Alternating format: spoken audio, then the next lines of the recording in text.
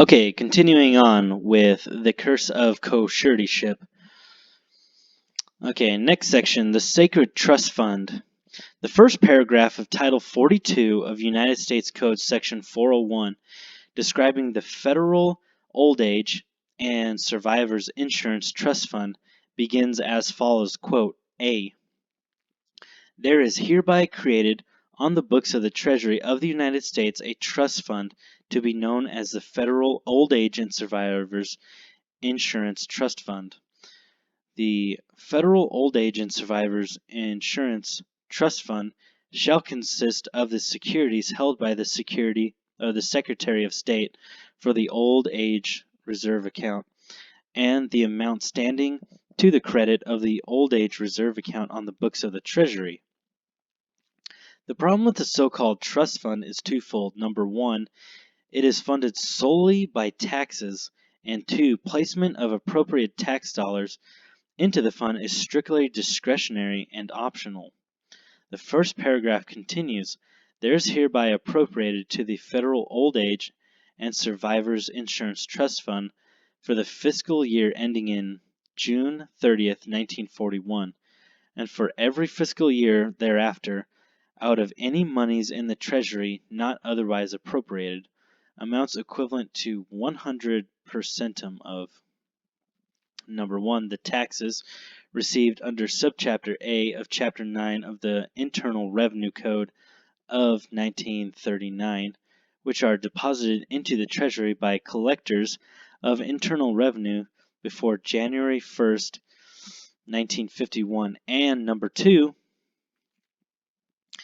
the taxes received under Subchapter A of Chapter 9 of such code which are deposited into the Treasury by collectors of internal revenue after December 31st, 1950 and before January 1st, 1953, and number 3, the taxes imposed by Subchapter A of Chapter 9 of Code are respect to wages and by Chapter 21, and number 4, the taxes imposed by Subchapter E of Chapter 1 of the Internal Revenue Code of 1939 with respect to self-employment income and by Chapter 2 of the Internal Revenue Code of 1954. The old Treasury monies that go into the so-called quotes, trust fund are those that have not been otherwise appropriated. That is to say, what is left after Big Brother siphons off the surpluses. After the Act quietly divulges all surpluses can be otherwise appropriated, follows 14 pages of mind-numbing legal eyewash. Because of the cleverness of which words are defined and used by esquire politicians and a running dog press, people mistakenly draw the inference, which is never officially stated as such, that every year's surplus is somehow fed into an account in their name in the Federal Old Age and Survivors Insurance Trust Funds. Yeah, you can't ever trust what they name these things. Okay, the term trust fund is defined as, quotes, the property held in a trust by a trustee. That's Black's 7th edition. Obviously, we are missing something here because no one has ever stepped up to the plate and verified the whereabouts of all the missing trillions and trillions of dollars of the surpluses collected since 1935. Surplus dollars paid in by Social Security payroll taxes, like all other tax dollars, are fungible. That is to say, not earmarked in any way and end up wherever the Federal Reserve masters dictate.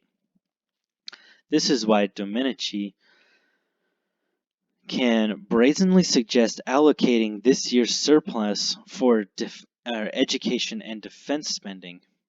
The subject of allocation of the surplus funds are automatically skimmed from Social Security has never been an issue until recently because baby boomers are approaching retirement and the specter of the bankrupt Social Security system in 2016 can no longer be ignored. The notion of the Federal Old Age and Survivors Insurance Trust Fund holding the surpluses of the last 67 years in trust for the parties that paid in the taxes is a hoax. However, for the sake of avoiding wholesale taxpayers' convulsions, we are being let down easy. That is why a winding down fund has been allocated to cover benefits for the 22-year stretch between 2016 and 2038. Why the blame is being spread over multiple presidential administrations and Congresses. Okay, next section, insolvent institutions and trust fund doctrine. It is interesting that the only legal definition of the term trust fund doctrine deals strictly with bankrupt enterprises or the U.S. government and their creditors, the Federal Reserve. The principle that the asset of an insolvent company are held as a trust fund to which the company's creditors may look for payment of their claims. Black 7th edition.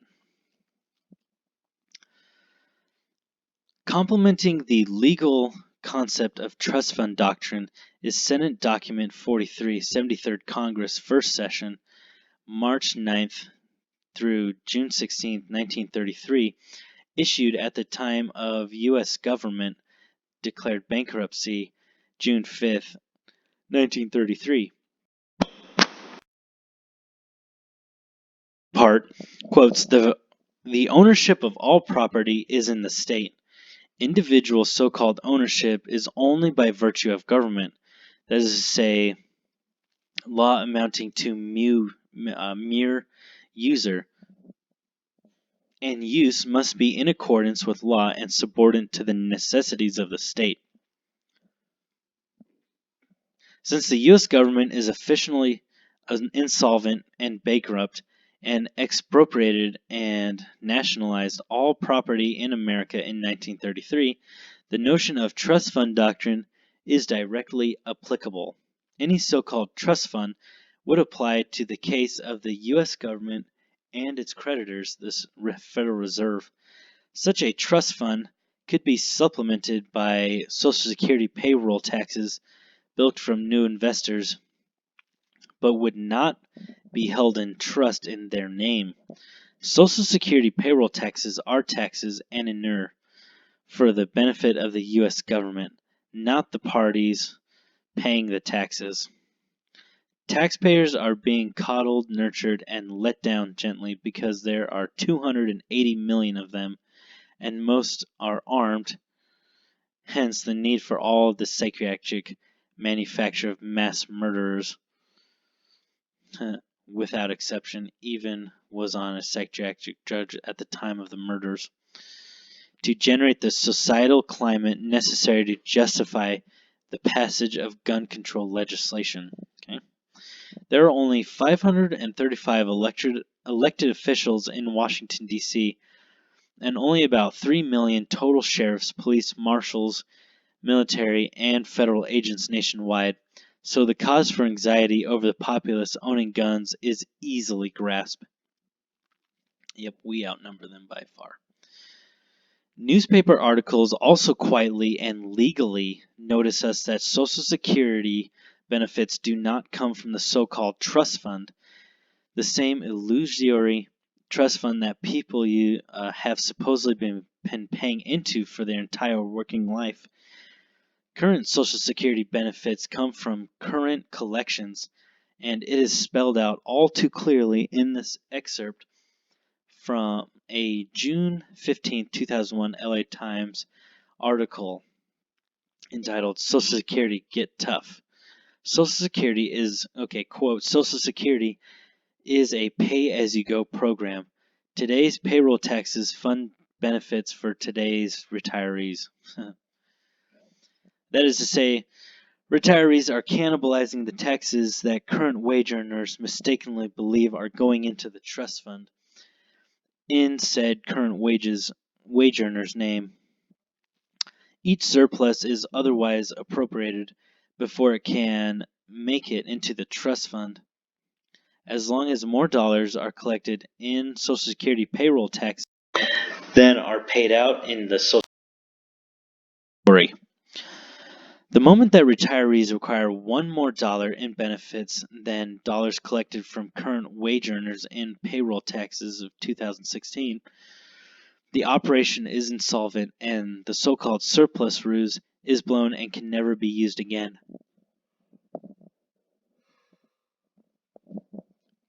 The trust fund is the dangling carrot that attracts new investors into the Ponzi scheme, since wage earners pay in taxes an average 40 years over their lifetime.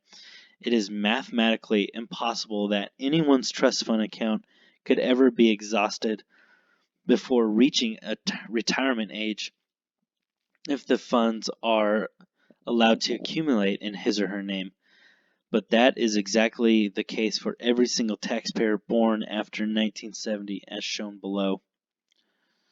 Inner to become of advantage, to pass in use, to be applied. Okay. Next section. The reality of Social Security benefits. In 1935, the average age of death in America was 65. Based on this statistic, the instigator of the Social Security system, led by an economist by the name of Robert R. Nathan, set the age of eligibility for Social Security benefits at 65. This way, the system could operate at maximum profitability because, on the average, potential beneficiaries would die at the time of first payment became due, thus ensuring a clean sweep of all taxes paid in over the lifetime of the intended victim in a confidence game with no disbursements. Unfortunately for Social Security, people are now living until the age of 77, an uncounted for 12 years Social Security benefits payout period. My grandpa's like 86. He's like been collecting a ton. Accordingly, system profits now reflect a major discrepancy from initial projections because people who were scheduled to be pushing up daisies are out swinging golf clubs and cutting them down. That is to say, still collecting Social Security benefits. Based on the foregoing statistics, and given that the retirement eligibility age for people born after 1960 is now 67, what would likely soon be set at 70, the demographics of the 2038 trust fund death kiln read like this: people born between or before 1940 get full benefits for the remainder of their life after age 65. People born after 1939 but before 1952, they get full benefits until 2016, then partial benefits. People born after 1951 but before 1971, they get partial benefits until 2038 and then nothing. Those born after 1970 get no benefits.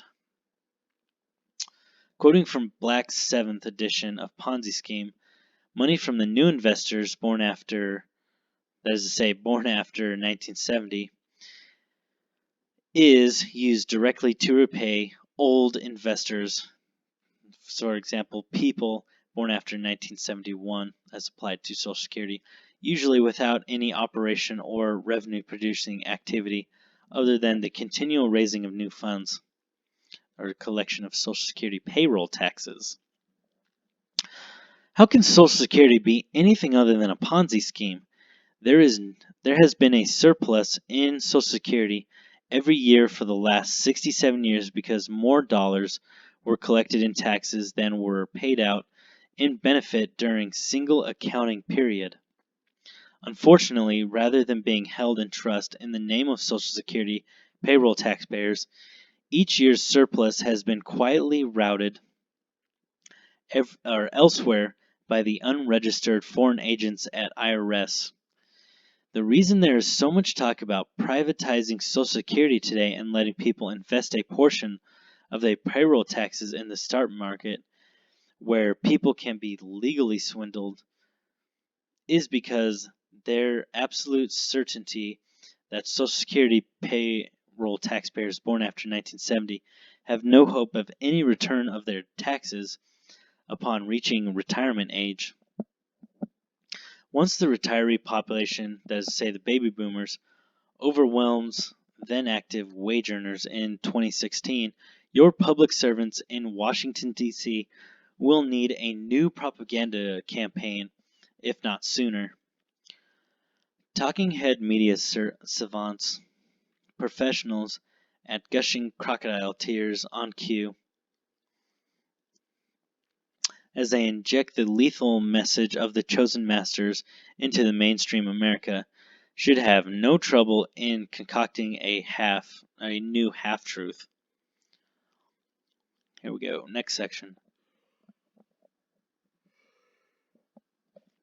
Co-Suretyship obligations incurred via acceptance of free delivery of mail.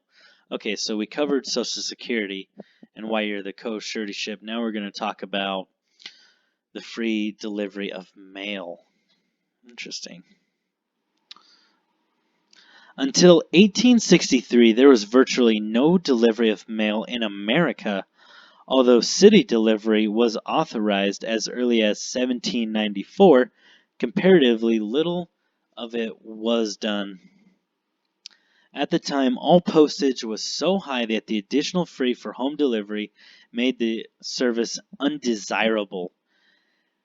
Mail matter was received at the destination post office and stocked alphabetically in boxes and slots, as it is still done today, and handed over when a postal patron called at the general delivery window. No disclosure of identity has ever been required for pickup of mail by postal patrons at general delivery, and postal regulations still support this custom today. 6C subsection B1 of this section shall not require of disclosure 1. The name or address past or present of any postal patron. As the Postal Reorganization Act of August 12th, 1970, and see the rest of it there in public law. When the seven southern states walked out of Congress in March 27, 1861, there was no longer a quorum, and the existence of the de jure the United States of America went into suspension. Exercising his power as commander-in-chief of the military, Abraham Lincoln issued the first executive order, and the country officially went under martial law. Now, if you guys remember, martial law is different than martial law rule. This condition has never been reversed. To secure control of a sovereign constituency that was not aware of the disappearance of this de jure government, a device was needed that would secretly obligate each member in favor of the new de facto, let's say illegitimate, military government without his knowledge. During the progress of the Civil War, the day of the Battle of Appomattox, under the Lincoln stratocracy, let's see what a stratocracy is real quick. Let's see, that's 23. Stratocracy, a military government by military chiefs of an army. Okay. So under Lincoln's stratocracy on July 1st, 1863, the United States Post Office Department proudly announced free city delivery service of mail, and the city patrons could, from that time forward, receive free city delivery of mail at home if they so choose. Citizens at the option of, quotes, Citizens had the option of accepting this service or rejecting it by giving proper notice to the postmaster. Okay, and that's from Old Post Bags, the story of the sending of a letter in ancient and modern times by Alvin F. Harlow, 1928, introduction by Joseph Stewart, executive assistant to the Postmaster General, United States of America. City postal patrons accepting free delivery, however, were reclassified as customers. Okay, the first time in history a commercial term was used as an identifier for American citizens. Whereas postal patrons were expressly accepted as from identity disclosure requirements when receiving mail matter, postal customers were not, and still not. Yeah, I know this. You have to go give ID when you go pick up a package or whatever from the U.S. Postal Service. Despite the apparent advantage of the new free service, the idea took off very slowly, with long lines of patrons seen in front of the general delivery window decades later.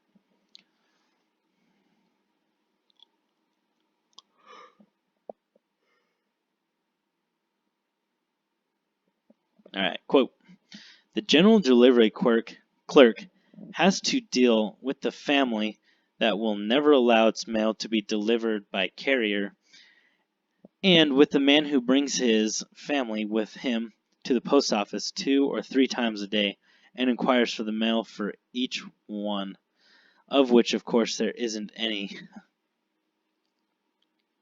Not only in our larger cities before the days of free delivery, but again and again throughout our history has the long queue appeared awaiting in letters at a delivery window."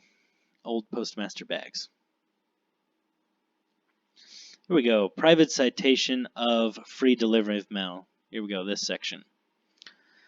The Postal Reorganization Act of August 12, 1970, Public Law 91-375. There's the rest of it.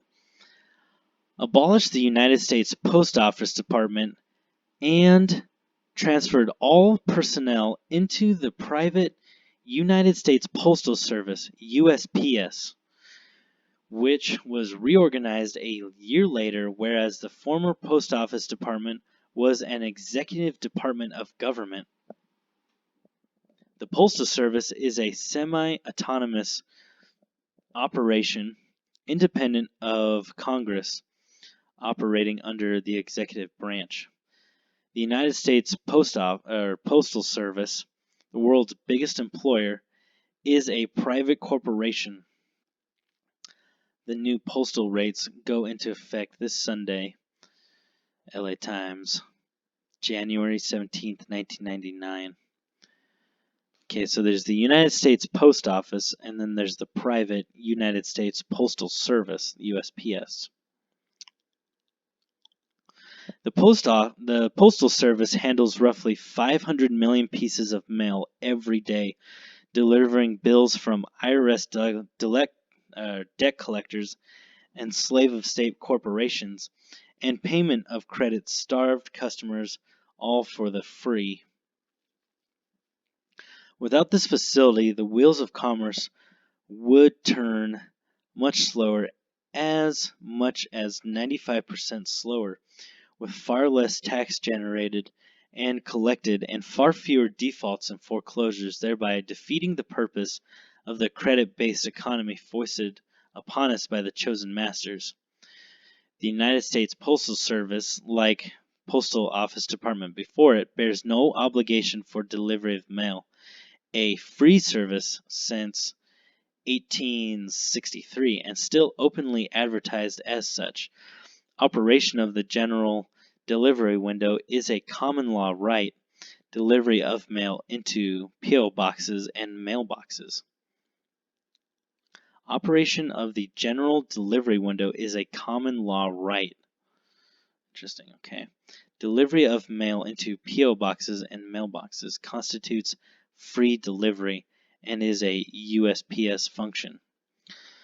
Postage fees cover the transit of mail matter only as far as the destination post office, where postal patrons can legally retrieve mail indefinitely at the general delivery window under common law.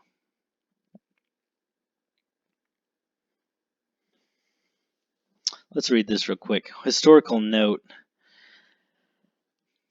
Okay, the cost of postage set by statute at Title 12 United States Statutes at Large, Chapter 71, Sections 22 and 23 has never been repealed and is still in force today. 2 cents per half ounce when mailed within the several states of the Union, and 3 cents per half ounce mailed in United States or District of Columbia.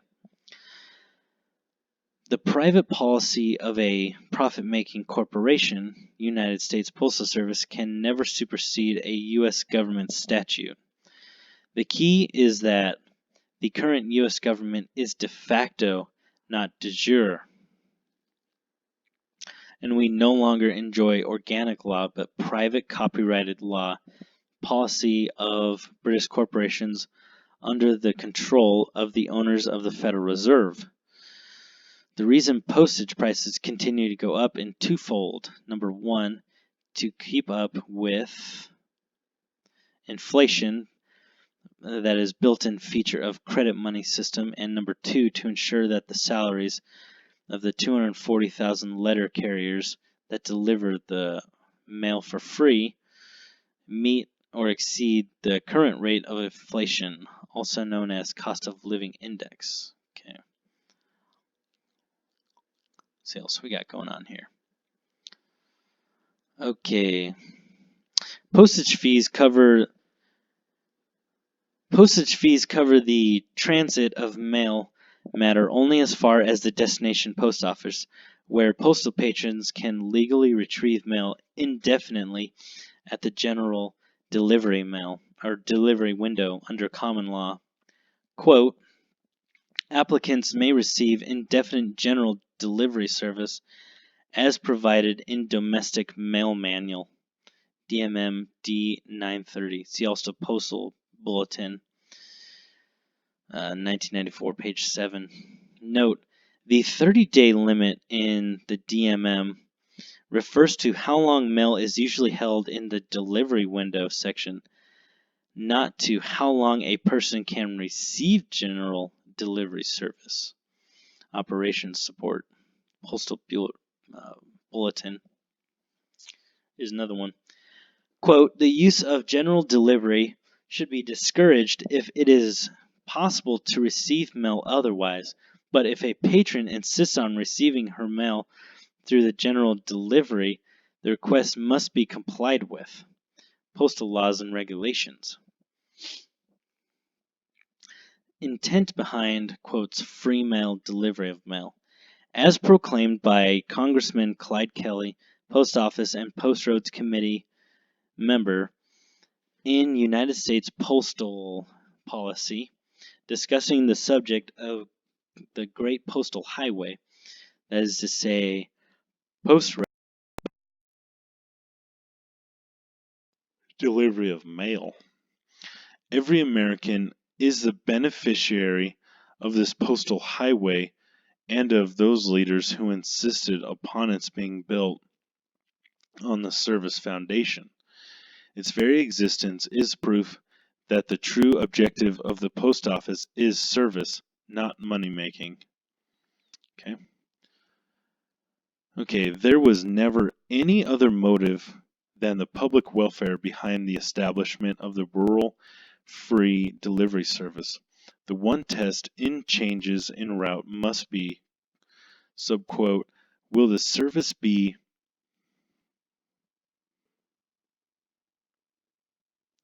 subquote, will the service be as good or better than formerly?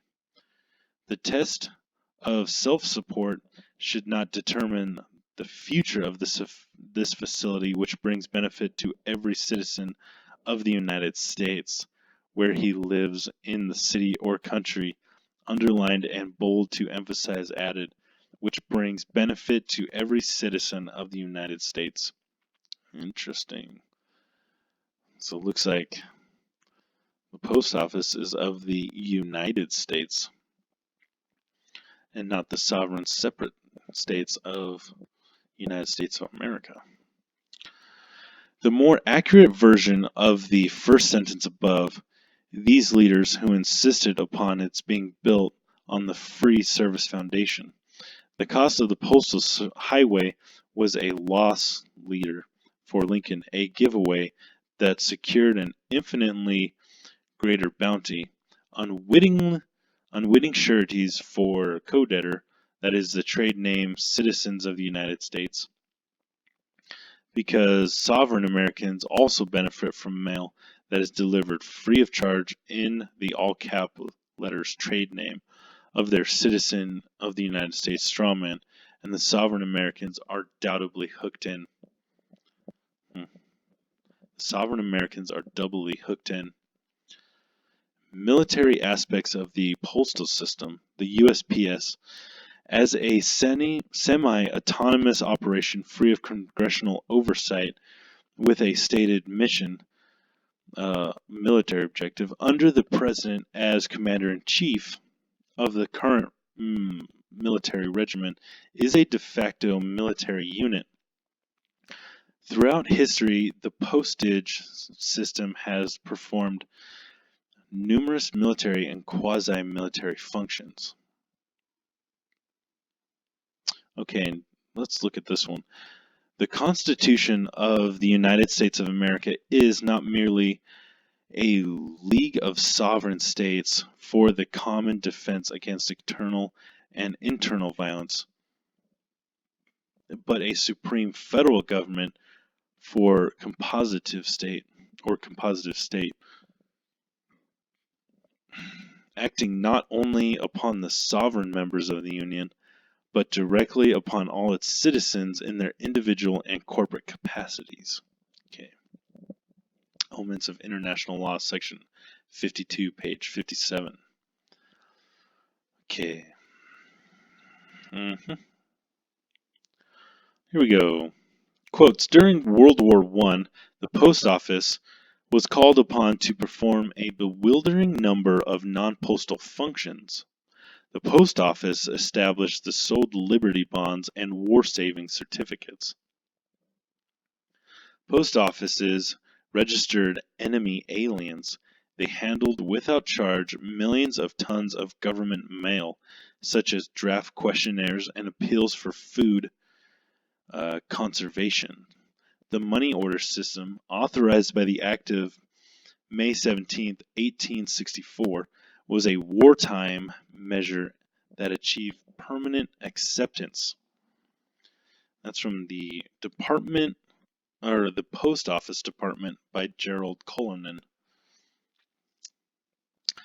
Postal clerks, now identified as sales associates on their name tags, are authorized to accept and process passport applications beginning in 1971, immediately after conversion into the private USPS for the United States Department of State, headed by the U.S. Secretary of State, who administers the war powers.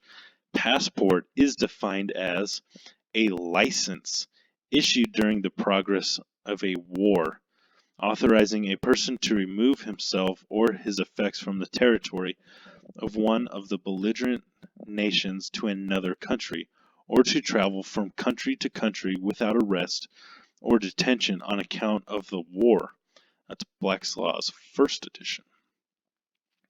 Selective Service Registrants, filling out this Selective Service System Registration Form, SSS, Form 1, October 91, are directed as follows. Block 8.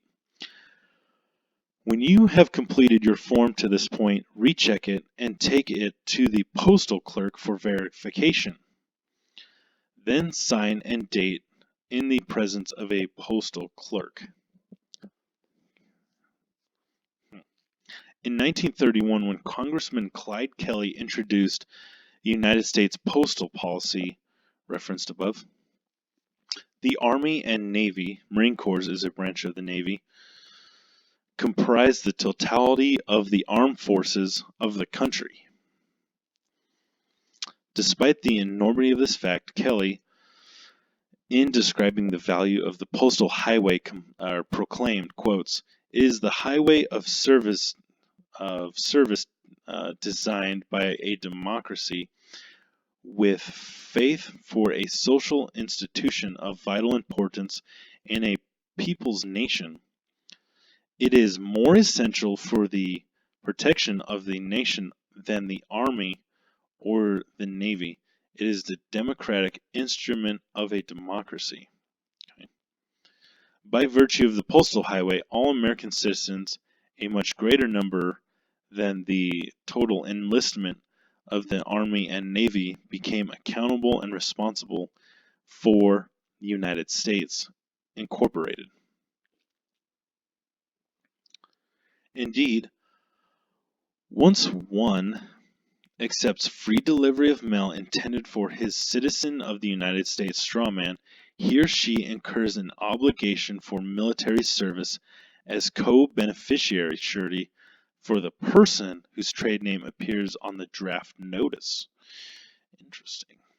Another obvious discrepancy in Kelly's postal policy is the fact that the de jure United States of America is not a democracy, but a republic, guaranteed in Article 4, Section 4 of the Constitution cited earlier in this treatise.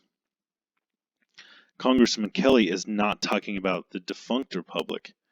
Rather, he is telling us in no uncertain terms that the postal highway, which is used only for free delivery of mail, is an instrument of the de facto and illegitimate democracy that is the military government stratocracy instituted by Lincoln. Next section, sifting out the key issues. The postal system was not created as a money-making operation, but as a service facility where operating at a profit was not a prime consideration. Next, the cost of postage covers transit of mail no farther than the destination post office, where postal patrons can receive mail matters of the general delivery window. Next, no one can be denied general delivery service, a traditionally vested common law right established by usage and customs since ancient times. Next, the postal patrons, but not postal customers, can use general delivery indefinitely for retrieving mail and need not disclose their identity, that is to say, produce government-issued ID. General delivery has never been the subject of legislation of the de facto stratocracy, which came into existence with the first executive order issued by Lincoln in his capacity as Commander-in-Chief of the military. Okay, another one. Maxim of law. No one is obliged to accept a benefit against his consent. Okay, there's your citation there. Those who accept a benefit consent and do so voluntarily. A maxim of law. Consent makes the law. Delivery of mail matter is, and has been since July 1st, 1863, a benefit, a mutually agreed upon consensual arrangement, and a voluntarily accepted free service. Public welfare. Next point. Public welfare was the solitary motive behind the establishment of free city delivery during the Civil War in 1863. Next point. Public welfare was the solitary motive behind the establishment of rural free delivery of mail in 1896, when 90% of the population lived in the country. Next point. Acceptance of free delivery of mail matter for the USPS under Commander-in-Chief of the Military makes one a beneficiary of public welfare and protection of the state. Anyone accepting the benefit of public welfare and the protection of the state establishes that he or she is mentally incapable of caring for him or herself. And, last point, those who cannot care for themselves are subjects of the doctrine of parens patriae, as discussed earlier in this essay in the section on Social Security.